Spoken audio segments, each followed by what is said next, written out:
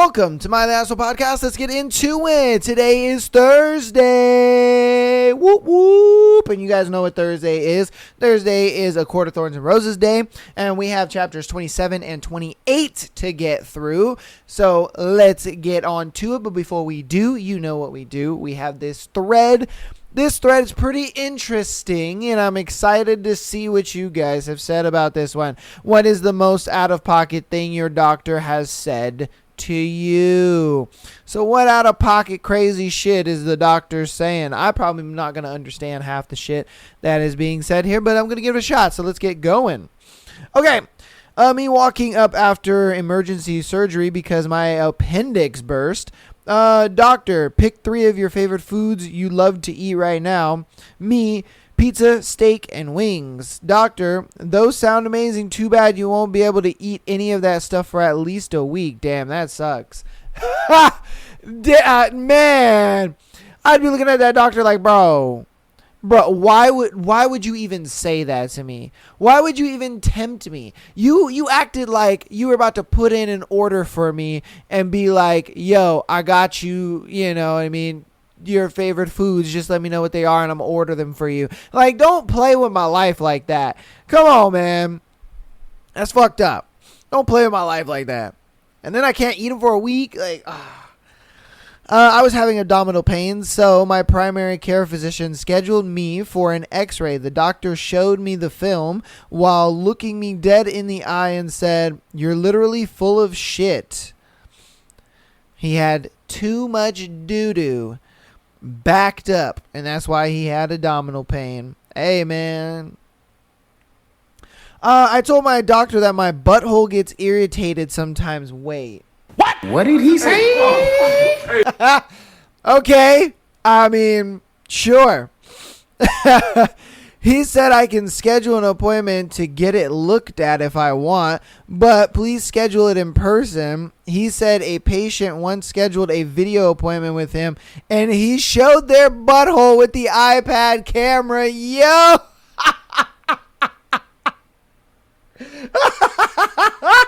What? My man's is putting an iPad camera up to his butthole. That's crazy. Oh my God. Wow. That must have been awkward. That must have been one awkward ass video call, bro. Oh my God. I would literally be like, please don't. Imagine a nurse walking in on that video call. They would just be like, oh, well, doctor's in there watching some corn. He's like, no, it was a patient. I swear to God, it was a patient. We were dealing with something. We were talking about something medical. And I go, sure you were.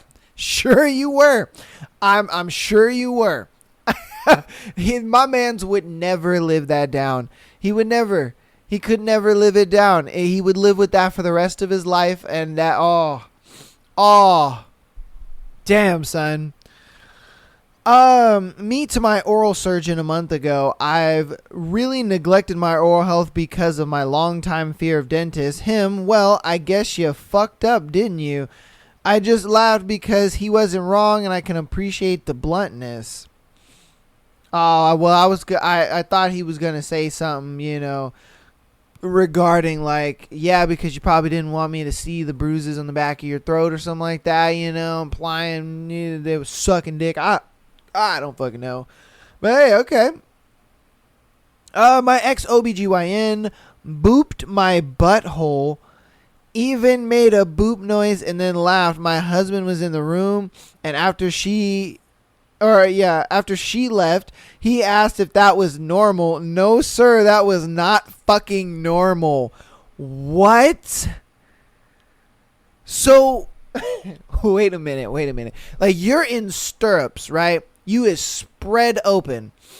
And then your vaginal thing is, you know, canal spread open because of that little machine but that little tool that all the women hate because it like spreads them open. They're like, she was just like, well, okay, you're all good. You have one nice vagina. Boop. And just touched your butthole. Why? Why?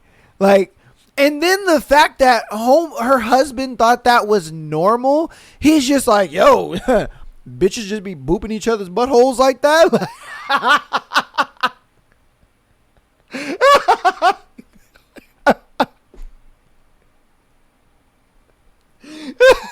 Okay, that was not supposed to be that funny. That was not. When I thought of the joke in my head, I was like, oh, that's not going to be that funny. And then it came out of my mouth and it was 10 times funnier. I don't know why, but that was 10 times funny. Oh, that was not supposed to be that funny. Oh, my God. Oh, shit. That was not supposed to be that funny. Oh. Okay. Fingers deep in me during a routine checkup. She says, yep, it's a girl, referring to me. What? Imagine a dude doing that. Imagine like you're getting fingered by your man and he's just like, yep, it's a girl. Like what? Like what are you doing? Oh my God, bro. This shit is crazy. I mean, I get it, dude. Doctors, they have a tough job for one. For two, their job's probably not that exciting. So not a lot really happens all the time.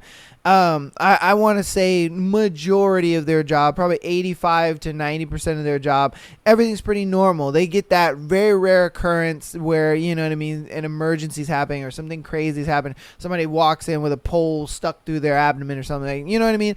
Like, so I get it. And then they're there for hours upon hours on end, and so they have to entertain themselves in some way. And I understand it. It's just crazy the shit that they do, though. Oh my God. Not me, but my mother-in-law. Doctor called her on the phone at 5 p.m. on a Friday to tell her that she had terminal cancer, that it would kill her in 3 months, and that any doctor that told her otherwise was lying. He then hung up. When she tried to call back, he didn't answer. She died 18 years later of a heart attack. What? Okay.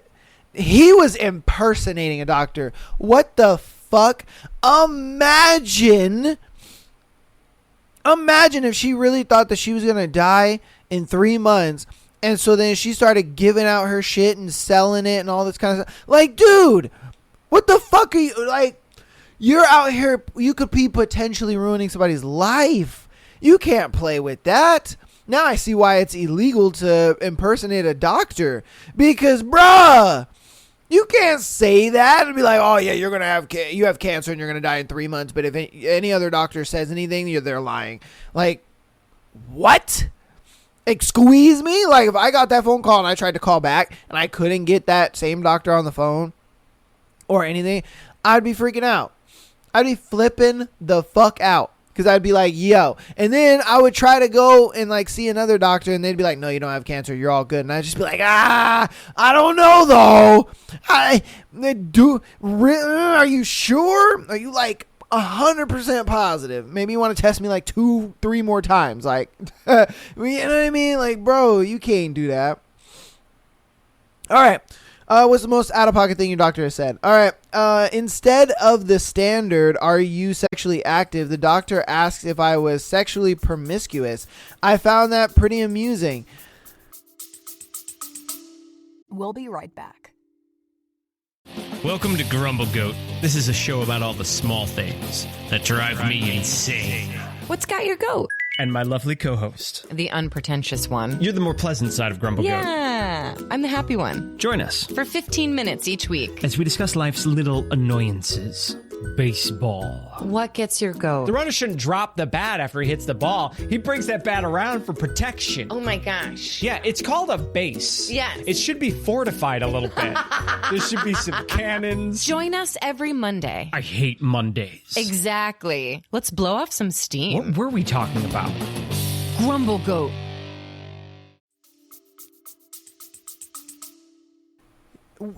You know what? Yeah, with like kind of the climate of, you know, I wouldn't even say the dating world. I would just say the climate of, you know, men and women interactions nowadays. that makes sense. You know what I mean? Like, people aren't really having sex in the confinements of a relationship anymore. And even if they are having sex in a confinement of a relationship, at least one of them is at least committed infidelity in the relationship. It's gotten so normalized. And it's not even just a social media thing. It's not even just like I don't know. It's just, it's gotten so normalized to the point where it's just like situationships overwhelm actual relationships. More people are in situationships than they are in relationships, which is kind of crazy. And it's like, I get the whole situationship thing. Like, you want to have a girlfriend or a boyfriend without the whole title and commitment and all that kind of stuff, because you guys are still fucking. Like, let's be real here. You're still fucking this person. You're still kissing them and all that other shit. So it makes sense. And I'm sure this doctor is just like, look, man, I've had so many people come in here and, they confide to me that, they were sleeping with so-and-so and so-and-so, and, you know what I mean, they cheated on their partner and this and that. Like, I'm sure he's heard a plethora of it. So I'm sure the terminology has changed, which is kind of crazy. All right. What's the most out-of-pocket thing your doctor has said? This may seem a little uncomfortable, but I've had another patient with a high prolactin, and we found out he stimulates his nipples excessively. So do you? So wait a minute. So the doctor was like, do you nut by touching your nipples? I'd be like, why do you need to know that? Yeah, like, you know what I mean? Why do you need to know that? I mean, I know nothing about this whole prolactin thing, but why do you need to know that? Well, why would that even be a concern? Why would that come up? What has happened for you to feel like, oh my God, every patient that has this similar symptoms or this similar, like, I don't know, I guess problem, it's like, I have to ask them if they stimulate their nipples or if they touch their, like, what? It's interesting. That is very interesting. All right. Appendix burst. Doctor sent me to a hospital ASAP. Once there, a doctor said to my parents, oh, it's just a young kid who's faking it. Take him home, give him some Panadol, water, and send him to bed and he'll be fine. Later that night, I can't walk, getting rushed back into the hospital with surgery prepped ASAP. Wow. That is so fucked up. Like, at least look into it. At least do a test just to see what's going on. And if you see nothing wrong on the test because you checked, then you could kind of tell the parents, like, hey, look, I don't think it's as bad as he thinks it is. It'll be all right. Just give him this. It should be good. That is wild to me that they'd sit there and be like, oh yeah, he's faking it. Like, what? I'm faking it? That's crazy. That's kind of crazy to me. All right. Had surgery that needed a G-tube. I went home after a month and it was still in. When I was hungry, the stitch would rub the skin as my stomach growled. I had to go to the ER a couple days later, false alarm heart attack, and the attending came down to see me, asked him to take out the G-tube, and he surprisingly agreed. His name was Mo. Asked Mo if it was going to hurt. He said nah. Then proceeded to cut the stitch and said, giddy up, just like fucking Kramer, and pulled it out like he was starting a lawnmower. What? Okay. So he's pulling out a stitch like that? Okay. He put a gauze on the hole and told me to hold it. He'd be right back, thinking that he was going to get a seizure kit. Was plain silly and wrong. Fucking guy comes in with a Smurf Band-Aid and slaps it on the hole. He must have seen the horror in my face. And he said, doesn't need stitches, but don't eat any mac and cheese for a while. Then walked out of the door. Nigga, where are you at? Because it doesn't sound like you're at the doctor's. Sounds like you're at a fucking clown clinic. Like, what in the hell? First, you get your stitches yanked out like he's trying to fucking start a lawnmower. And then he like puts the gauze over, and you're thinking, okay, cool, he's gonna get something to close this up, and he gets a fucking child's Band-Aid and puts it over it, and then he's like, oh yeah, don't eat mac and cheese, all right, man? It's like, what does mac and cheese got to do with this? You know what I mean? Like, what? Where'd the mac and cheese come from? I was so lost through that whole thing. Like, bro, you were at an insane asylum and fucking crazy people were helping you out. Like, what the hell? That is definitely out of pocket and kind of weird. Like, what the fuck is that? All right. My husband went to a doctor about chronic back and neck pain in his 20s. The doctor felt his back, looking in his mouth. Wait, what? And told him that he had myotonic muscular dystrophy. Okay. He told my husband there was no real treatment and that there would be a wheelchair bound within a few years. Then he referred him to a specialist. We were newlyweds with active hobbies. My husband was a mechanic who made a living off of physical labor. We were devastated. A few weeks later, he saw the specialist who promptly informed him that the previous doctor was blatantly wrong. They did genetic testing to confirm he didn't have it. Turns out he had a mild scoliosis and arthritis. Fuck that first doctor. Yo, that's crazy. That again, bro, that's like the doctor that told the lady she had cancer and 3 months to live, and that if any other doctor told her otherwise, they were lying. Like, bro, you doctors are fucking crazy out here, man. Like, don't get me wrong, most of you are, I'm sure, upstanding, great people, but there are some doctors that just are crazy. They look some shit up on WMD, and they're like, yep, my motherfucker got that right there. Damn, that sucks.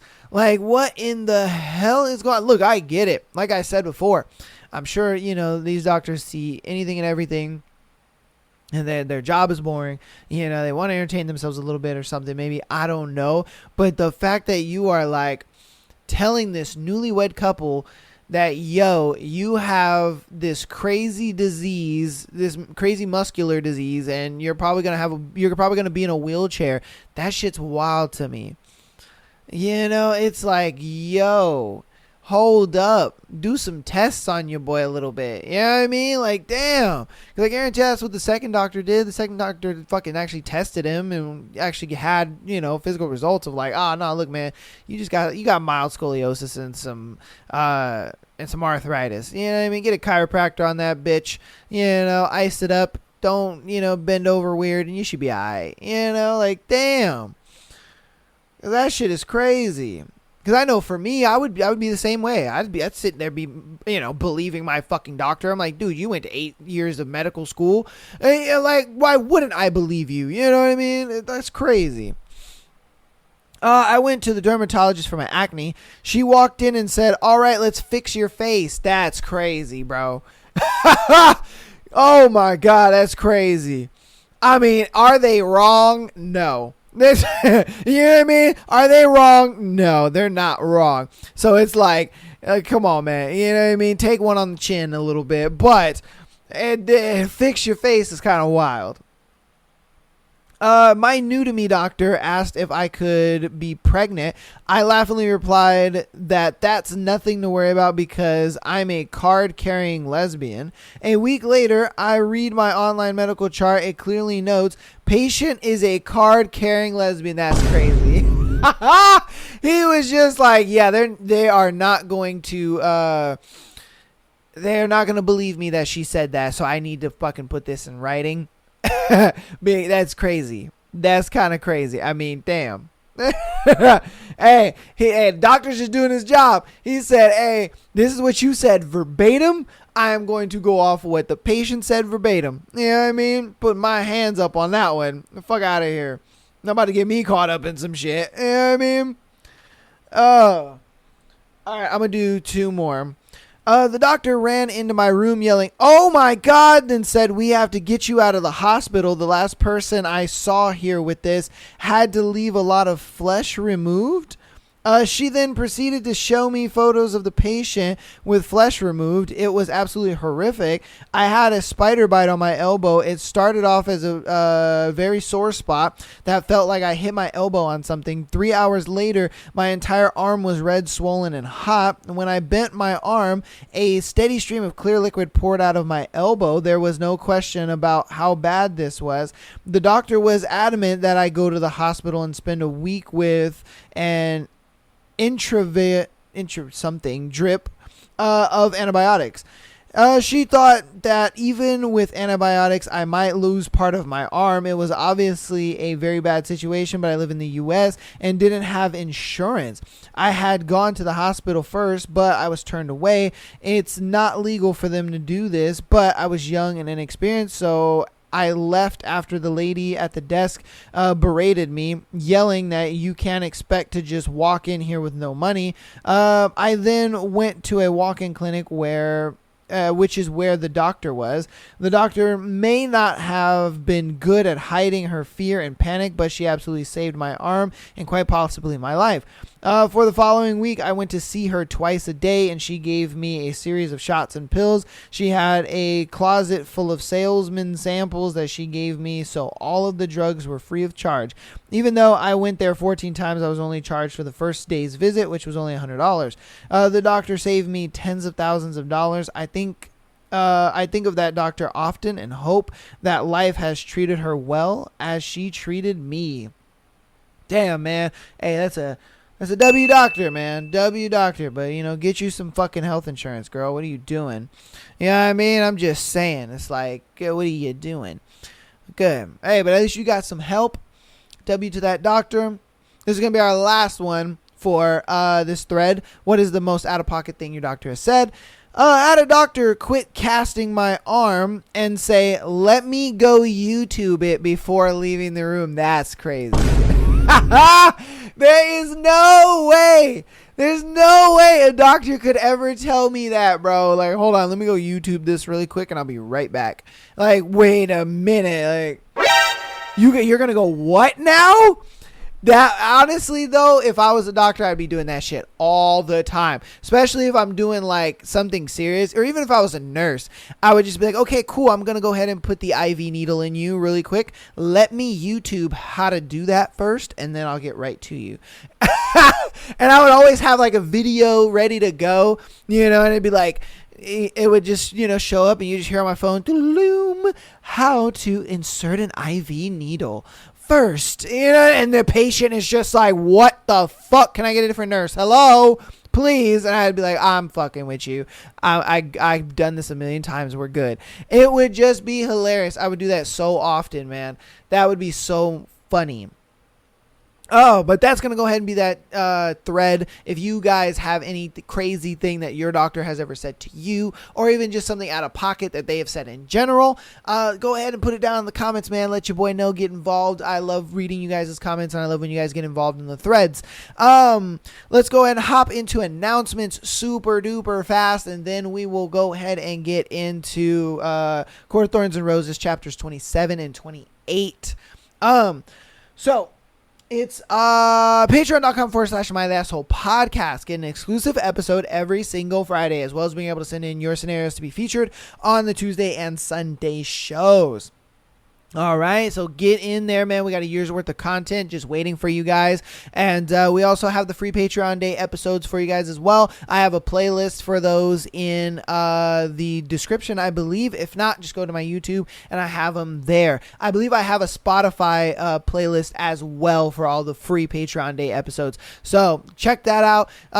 Those, episodes just give you a good little idea of what the episodes are like on Patreon. You know what I mean? Just a little bit of that. Give you a little taste platter, you know what I mean? If you are on the audio platforms, go ahead and rate the show 5 stars, as well as downloading, man. That lets me know that you guys are loving the shows, you guys are loving what we're doing over here, and I do appreciate all of the support that you guys are showing. And without further ado, and if you want to support on the free 99 side even more, go ahead and follow us on YouTube, Instagram, and TikTok. All right, for the clips and all that goodness. And catch your boy streaming over on Kick as well as YouTube. Twitch, I have gotten Twitch to work sorta here and there. I'm still working on that. I should have at least a couple streams on Twitch, but for the most part, follow your boy on Kick. Check us out, on YouTube. So if you see us live on YouTube, go ahead and, pop on in there, say what's up. Don't be a stranger, you know what I mean? We be playing a bunch of different games. So far, I've only been playing Black Myth Wukong, but I'm probably going to play Call of Duty and stuff like that too. So I'll probably play some other variety games as well. And so, you know what I mean? Well, it's a vibe. It's chilling. Just get over there, you know what I mean? On either Friday, Sunday, or Monday is usually when I stream. So, if you don't see me stream on Friday, I most likely will stream on Sunday or Monday. You know what I mean? It's just one of those 3 days is when I stream, or I might stream all 3 days. It depends on how you boys feeling. You know what I mean? But without further ado, though, let's go ahead and get into Court of Thorns and Roses. I'm excited to get into chapters 27 and 28. So, without further ado, though, let's get on into it.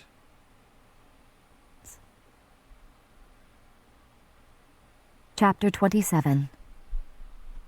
I lay in bed, watching the pools of moonlight shift on the floor. It was an effort not to dwell on Tamlin's face as he ordered me and Lucian to leave and shut the door to the dining room. Had I not been so bent on piecing myself together, I might have stayed. Might have even asked Lucian about it, about everything. But like the coward I was, I bolted to my room, where Alice was waiting with a cup of molten chocolate. It was even more of an effort not to recall the roaring that rattled the chandelier or the cracking of shattered furniture that echoed through the house. I didn't go to dinner. I didn't want to know if there was a dining room to eat in, and I couldn't bring myself to paint.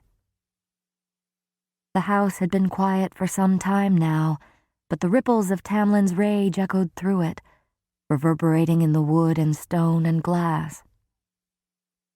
I didn't want to think about all that Rhysand had said. Didn't want to think about the looming storm of the Blight, or Under the Mountain, whatever it was called, and why I might be forced to go there. And Amarantha, at last a name to go with the female presence that stalked their lives. I shuddered each time I considered how deadly she must be to command the High Lords of Prythian, to hold Rhysand's leash and to make Tamlin beg to keep me hidden from her. The door creaked and I jerked upright. Moonlight glimmered on gold, but my heart didn't ease as Tamlin shut the door and approached my bed. His steps were slow and heavy, and he didn't speak until he'd taken a seat on the edge of the mattress. "I'm sorry," he said. His voice was hoarse and empty. "It's fine," I lied, clenching the sheets in my hands. If I thought too long about it, I could still feel the claw-tipped caress of Rhysand's power scraping against my mind. "It's not fine," he growled, and grabbed one of my hands, wrenching my fingers from the sheets. "It's—" He hung his head, sighing deeply as his hand tightened on mine. "Feyre, I wish—" He shook his head and cleared his throat. "I'm sending you home, Feyre." Something inside me splintered. "What?" "I'm sending you home," he repeated, and though his words were stronger, louder, they trembled a bit. "What about the terms of the treaty?" "I have taken on your life debt. Should someone come inquiring after the broken laws, I'll take responsibility for Andros's death." "But you once said that there was no other loophole. The Suriel said there was no—" A snarl. "If they have a problem with it, they can tell me." And wind up in ribbons. My chest caved in, leaving, free. Did I do something wrong? He lifted my hand to press it to his lower cheek. He was so invitingly warm. You did nothing wrong. He turned his face to kiss my palm. You were perfect. He murmured onto my skin, then lowered my hand. Then why do I have to go? I yanked my hand away. Because there are people who would hurt you, Feyre. Hurt you because of what you are to me. I thought I would be able to handle them, to shield you from it, but after today, I can't. So you need to go home, far from here. You'll be safe there. I can hold my own, and you can't, he said, and his voice wobbled. Because I can't. He seized my face in both hands. I can't even protect myself against them, against what's happening in Prythian. I felt every word as it passed from his mouth and onto my lips, a rush of hot, frantic air. Even if we stood against the Blight, they would hunt you down. She would find a way to kill you. Amarantha. He bristled at the name, but nodded. Who is... When you get home, he cut in, don't tell anyone the truth about where you were. Let them believe the glamour. Don't tell them who I am. Don't tell them where you stayed. Her spies will be looking for you. I don't understand.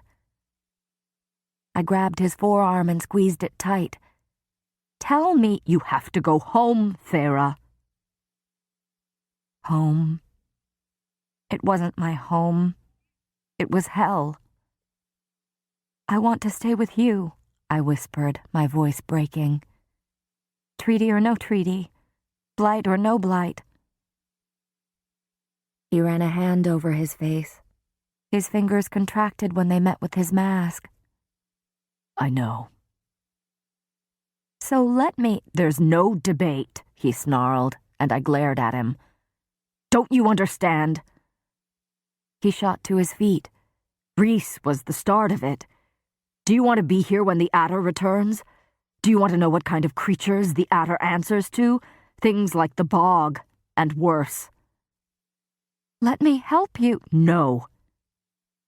He paced before the bed. Didn't you read between the lines today?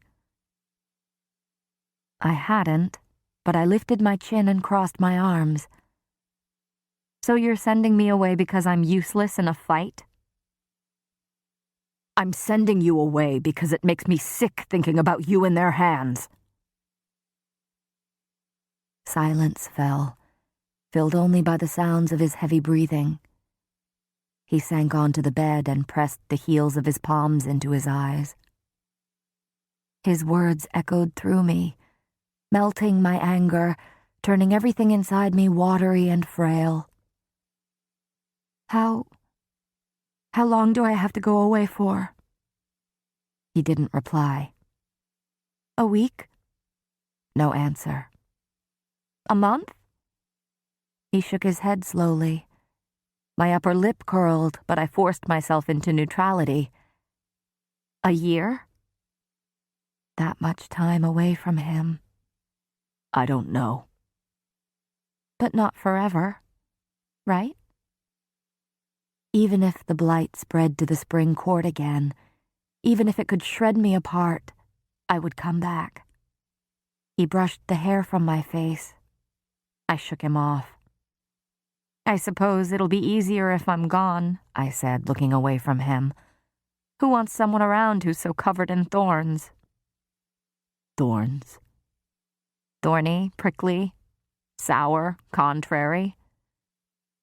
He leaned forward and kissed me lightly. Not forever, he said onto my mouth. And though I knew it was a lie, I put my arms around his neck and kissed him. He pulled me onto his lap, holding me tightly against him as his lips parted mine. I became aware of every pore in my body when his tongue entered my mouth. Though the horror of Rhys's magic still tore at me, I pushed Tamlin onto the bed, straddling him, pinning him as if it would somehow keep me from leaving, as if it would make time stop entirely. His hands rested on my hips, and their heat singed me through the thin silk of my nightgown. My hair fell around our faces like a curtain. I couldn't kiss him fast enough, hard enough to express the rushing need within me. He growled softly and deftly flipped us over, spreading me beneath him as he wrenched his lips from my mouth and made a trail of kisses down my neck. My entire world constricted to the touch of his lips on my skin. Everything beyond them, beyond him, was a void of darkness and moonlight. My back arched as he reached the spot he'd once bitten, and I dragged my hands through his hair, savoring the silken smoothness. He traced the arc of my hip bones, lingering at the edge of my undergarments. My nightgown had become hitched around my waist, but I didn't care. I hooked my bare legs around his, running my feet down the hard muscles of his calves. He breathed my name onto my chest, one of his hands exploring the plane of my torso, rising up to the slope of my breast. I trembled, anticipating the feel of his hand there, and his mouth found mine again as his fingers stopped just below. His kissing was slower this time, gentler. The fingertips of his other hand slipped beneath the waist of my undergarment, and I sucked in a breath. He hesitated at the sound, pulling back slightly, but I bit his lip in a silent command that had him growling into my mouth. With one long claw, he shredded through silk and lace, and my undergarment fell away in pieces. The claw retracted, and his kiss deepened as his fingers slid between my legs, coaxing and teasing.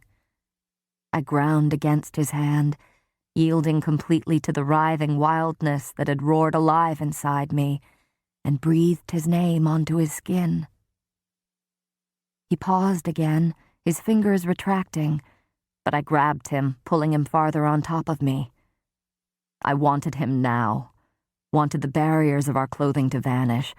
I wanted to taste his sweat, wanted to become full of him. "Don't stop," I gasped out. He said thickly, resting his brow between my breasts as he shuddered. "If we keep going, I won't be able to stop at all." I sat up and he watched me, hardly breathing. But I kept my eyes on his, my own breathing becoming steady as I raised my nightgown over my head and tossed it to the floor. Utterly naked before him, I watched his gaze travel to my bare breasts, peaked against the chill night, to my abdomen, to between my thighs. A ravenous, unyielding sort of hunger passed over his face. I bent a leg and slid it to the side, a silent invitation. He let out a low growl, and slowly, with predatory intent, raised his gaze to mine again. The full force of that wild, unrelenting High Lord's power focused solely on me, and I felt the storm contained beneath his skin, so capable of sweeping away everything I was, even in its lessened state. But I could trust him, trust myself to weather that mighty power. I could throw all that I was at him and he wouldn't balk. "Give me everything," I breathed. He lunged, a beast freed of its tether.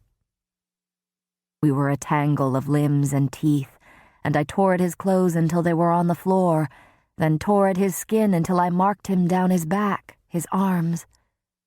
His claws were out, but devastatingly gentle on my hips as he slid down between my thighs and feasted on me, stopping only after I shuddered and fractured. I was moaning his name when he sheathed himself inside me in a powerful, slow thrust that had me splintering around him. We moved together, unending and wild and burning, and when I went over the edge the next time, he roared and went with me. I fell asleep in his arms, and when I awoke a few hours later, we made love again, lazily and intently, a slow burning smolder to the wildfire of earlier. Once we were both spent, panting and sweat-slicked, we lay in silence for a time, and I breathed in the smell of him, earthy and crisp. I would never be able to capture that. Never be able to paint the feel and taste of him, no matter how many times I tried, no matter how many colors I used. Tamlin traced idle circles on the plane of my stomach and murmured, "We should sleep. You have a long journey tomorrow." "Tomorrow?" I sat upright, not at all minding my nakedness, not after he'd seen everything, tasted everything. His mouth was a hard line. "At dawn." "But it's—" He sat up in a smooth motion. "Please, Feyre. Please." Tamlin had bowed before Rhysand, for my sake. He shifted toward the edge of the bed. "Where are you going?" He looked over his shoulder at me. "If I stay, you won't get any sleep." "Stay," I said. "I promised to keep my hands to myself." Lie, such an outright lie. He gave me a half-smile that told me he knew it, too, but nestled down, tugging me into his arms. I wrapped an arm around his waist and rested my head in the hollow of his shoulder. He idly stroked my hair. I didn't want to sleep, didn't want to lose a minute with him, but an immense exhaustion was pulling me away from consciousness, until all I knew was the touch of his fingers in my hair and the sounds of his breathing. I was leaving. Just when this place had become more than a sanctuary, when the command of the Soriel had become a blessing, and Tamlin far, far more than a savior or friend, I was leaving. It could be years until I saw this house again, years until I smelled his rose garden, until I saw those gold-flecked eyes. Home. This was home. As consciousness left me at last, I thought I heard him speak, his mouth close to my ear. "I love you," he whispered, and kissed my brow. "Thorns and all." He was gone when I awoke, and I was certain I had dreamed it. Chapter 28. There wasn't much to my packing and farewells. I was somewhat surprised when Alice clothed me in an outfit very unlike my usual garb, frilly and confining and binding in all the wrong places. Some mortal fashion among the wealthy, no doubt. The dress was made up of layers of pale pink silk, accented with white and blue lace. Alice placed a short, lightweight jacket of white linen on me, and atop my head she angled an absurd little ivory hat, clearly for decoration. I half expected a parasol to go with it. I said as much to Alice, who clicked her tongue. "Shouldn't you be giving me a weepy farewell?" I tugged at the lace gloves, useless and flimsy. "I don't like goodbyes. If I could, I'd just walk out and not say anything." Alice gave me a long look. "I don't like them either." I went to the door, but despite myself, I said, "I hope you get to be with your nephews again soon." "Make the most of your freedom," was all she said. Downstairs, Lucian snorted at the sight of me. "Those clothes are enough to convince me I never want to enter the human realm."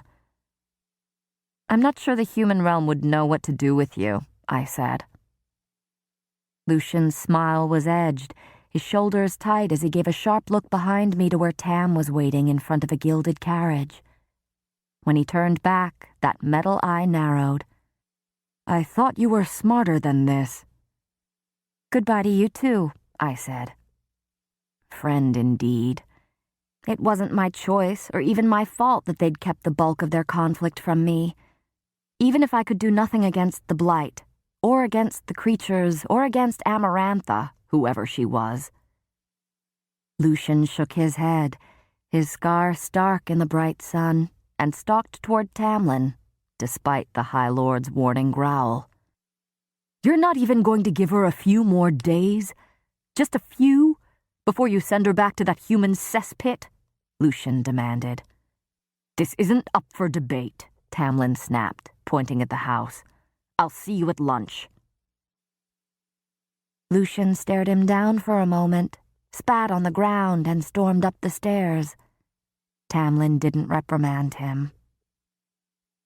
I might have thought more on Lucian's words, might have shouted a retort after him, but my chest hollowed out as I faced Tamlin in front of the gilded carriage, my hands sweaty within the gloves. Remember what I told you, he said. I nodded, too busy memorizing the lines of his face to reply. Had he meant what I thought he'd said last night? That he loved me? I shifted, already aching in the little white pumps into which Alice had stuffed my poor feet. The mortal realm remains safe, for you, for your family. I nodded, wondering whether he might have tried to persuade me to leave our territory, to sail south, but understood that I would have refused to be so far from the wall, from him. That going back to my family was as far as I would allow to be sent from his side. My paintings.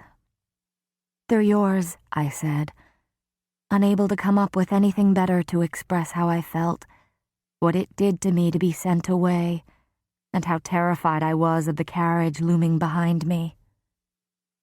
He lifted my chin with a finger. I will see you again. He kissed me and pulled away too quickly. I swallowed hard, fighting the burning in my eyes. I love you, Feyre, I longed for him to say. I turned before my vision blurred, but he was immediately there to help me into the opulent carriage. He watched me take my seat through the open door, his face a mask of calm. Ready? No, I wasn't ready. Not after last night, not after all these months. But I nodded. If Rhysand came back, if this Amarantha person was indeed such a threat that I would only become another body for Tamlin to defend, I needed to go. He shut the door, sealing me inside with a click that sounded through me. He leaned through the open window to caress my cheek, and I could have sworn that I felt my heart crack. The footman snapped the whip. Tamlin's fingers brushed my mouth. The carriage jolted as the 6 white horses started into a walk. I bit my lip to keep it from wobbling. Tamlin smiled at me one last time. I love you, he said, and stepped away. I should say it. I should say those words, but they got stuck in my throat because of what he had to face, because he might not find me again despite his promise, because beneath it all, he was an immortal, and I would grow old and die. And maybe he meant it now, and perhaps last night had been as altering for him as it had been for me, but I would not become a burden to him.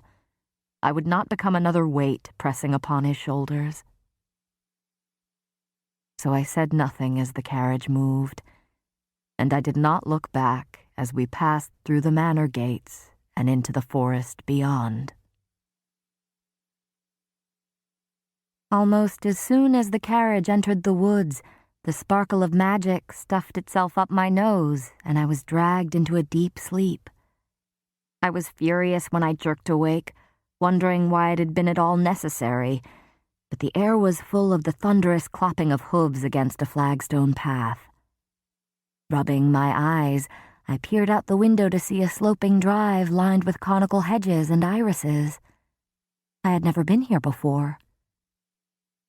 I took in as many details as I could as the carriage came to a stop before a chateau of white marble and emerald roofs, nearly as large as Tamlin's manor. The faces of the approaching servants were unfamiliar, and I kept my face blank as I gripped the footman's hand and stepped out of the carriage. Human. He was utterly human, with his rounded ears, his ruddy face, his clothes. The other servants were human too, all of them restless, not at all like the utter stillness with which the High Fae held themselves. Unfinished, graceless creatures of earth and blood. The servants were eyeing me, but keeping back, shrinking away. Did I look so grand, then? I straightened at the flurry of motion and color that burst from the front doors. I recognized my sisters before they saw me.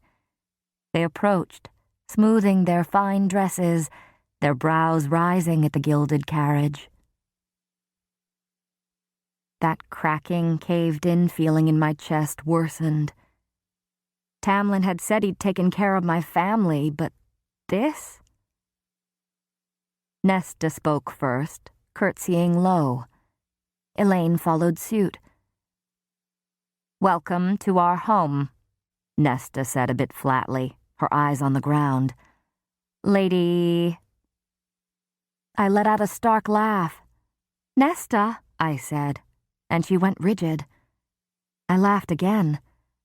"Nesta, don't you recognize your own sister?" Elaine gasped. "Feyre?" She reached for me, but paused. "What of Aunt Ripley, then? Is she dead?" That was the story, I remembered, that I'd gone to care for a long-lost wealthy aunt. I nodded slowly. Nesta took in my clothes and carriage, the pearls that were woven into her gold-brown hair gleaming in the sunlight. "She left you her fortune," Nesta stated flatly. It wasn't a question.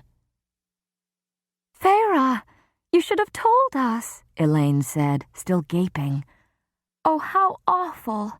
And you had to endure losing her all on your own, you poor thing. Father will be devastated that he didn't get to pay his respects." Such simple things. Relatives dying and fortunes being left and paying respects to the dead. And yet, a weight I hadn't realized I'd still been carrying eased. These were the only things that worried them now. "Why are you being so quiet?" Nesta said, keeping her distance. I'd forgotten how cunning her eyes were, how cold. She'd been made differently, from something harder and stronger than bone and blood. She was as different from the humans around us as I had become. "I'm glad to see how well your own fortunes have improved," I managed. "What happened?" The driver, glamoured to look human, no mask in sight, began unloading trunks for the footman. I hadn't known Tamlin had sent me off with belongings. Elaine beamed. "Didn't you get our letters?" She didn't remember, or maybe she'd never actually known then that I wouldn't have been able to read them anyway. When I shook my head, she complained about the uselessness of the post, and then said, "Oh, you'll never believe it. Almost a week after you went to care for Aunt Ripley, some stranger appeared at our door and asked Father to invest his money for him. Father was hesitant because the offer was so good, but the stranger insisted, so Father did it. He gave us a trunk of gold just for agreeing. Within a month, he doubled the man's investment, and then the money started pouring in. And you know what? All those ships we lost were found in Barrett, complete with Father's profits." Tamlin had done that for them. I ignored the growing hollowness in my chest. "Feyre, you look as dumbfounded as we were," Elaine said, hooking elbows with me. "Come inside, we'll show you the house. We don't have a room decorated for you because we thought you'd be with poor old Aunt Ripley for months yet, but we have so many bedrooms that you can sleep in a different one each night if you wish." I glanced over my shoulder at Nesta, who watched me with a carefully blank face. So she hadn't married Thomas Mandray after all. "Father will likely faint when he sees you," Elaine babbled on, patting my hand as she escorted me toward the main door. "Oh, maybe he'll throw a ball in your honor, too." Nesta fell into step behind us, a quiet, stalking presence. I didn't want to know what she was thinking. I wasn't certain whether I should be furious or relieved that they'd gotten on so well without me, and whether Nesta was wondering the same. Horseshoes clopped, and the carriage began ambling down the driveway, away from me, back to my true home, back to Tamlin. It took all my will to keep from running after it.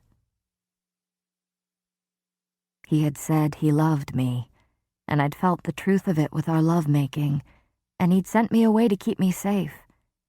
He'd freed me from the treaty to keep me safe. Because whatever storm was about to break in Prithian was brutal enough that even a High Lord couldn't stand against it. I had to stay. It was wise to stay here. But I couldn't fight the sensation, like a darkening shadow within me, that I'd made a very, very big mistake in leaving, no matter Tamlin's orders.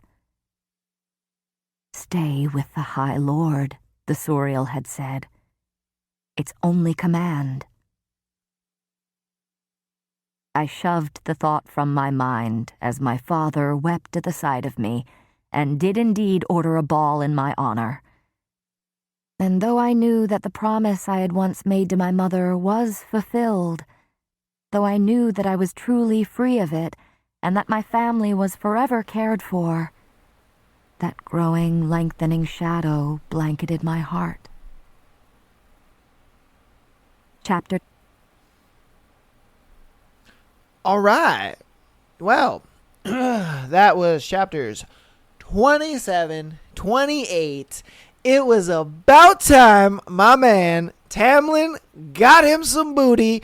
I knew it was coming. We all knew it was coming. Even you guys knew it was coming. Just the fact that she was constantly playing this whole like, oh my God, I want him. But then, she'd be acting like, nah, I'm good on you. Like, I don't want you. I don't want to be with you. And now she loved this motherfucker. She loves him, man. Oh, we're going to see what happens next for chapters 29 and 30 next week. We are shooting through this book. Man, we're getting through this book pretty quick. So, yes, come back next week and we'll check out chapters 29 and 30. Hopefully you guys have enjoyed today's episode. Hopefully you guys, it was juicy enough to your liking. I will see you guys on Friday, actually tomorrow, because tomorrow is the free Patreon Day episode for September. So I will see you guys tomorrow for that episode, and then I'll see you guys on Sunday for another juicy episode. So again, love you all. Support us on Patreon, YouTube, TikTok, as well as Instagram. Follow your boy on Kick to catch us on the streams for Fridays, Sunday, and Mondays. And that's going to be it. I appreciate you all. I'll see you tomorrow for another crazy, wacky episode. And yeah, peace.